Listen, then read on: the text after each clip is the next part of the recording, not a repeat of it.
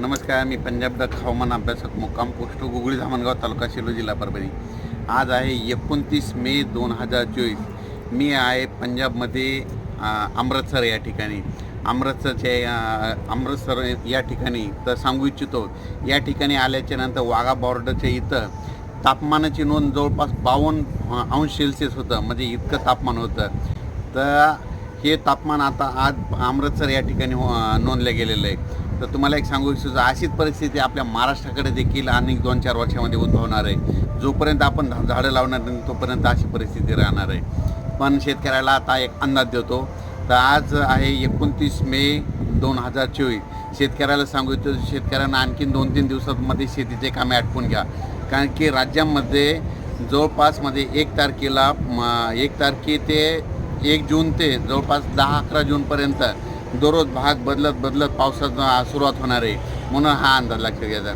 सुरुवातीला बघायचं झालं तर 1, 2, 3 तारखेला राज्यामध्ये सातारा, सांगली, पुणे, नाशिक, मुंबई, नगर, सोलापूर, उस्मानाबाद, लातूर या भागापर्यंत पावसाला सुरुवात होईल, म्हणजे 1, 2, 3 जून दरम्यान। त्याच्यानंतर 4, 5, 6, 7 जून नंतर राज्यामध्ये तो पाऊस थोडा पुढं सरकत जाईल, म्हणजे मुंबई, पुणे, नाशिक, सातारा, सांगली, सोलापूर, नगर, संभाजीनगर, जालना, बीड, परभणी, नांदेड, हिंगोली, लातूर, उस्मानाबाद आणि तसाच तो पाऊस यवतमाळकडे जाणार आहे। म्हणून हा अंदाज लक्षात द्यायचा।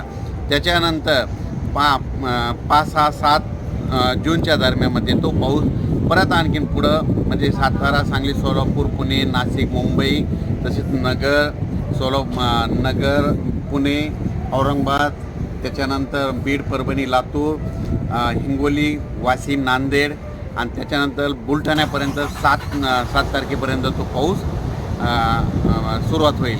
त्याच्यानंतर तो पाऊस म्हणजे 7, 8, 9, 10, 11, 12च्या नंतर पूर्व विदर्भ आणि पश्चिम विदर्भाकडे म्हणतात मान्सून पावसाला म्हणतात थोडं उशिरा जाणार आहे। म्हणून हे अंदाज लक्षात घ्यायचा, कारण की पूर्व विदर्भात 7 तारखेच्या नंतर थोडा पाऊस सुरू होणार आहे। म्हणून हे अंदाज लक्षात घ्यायचा।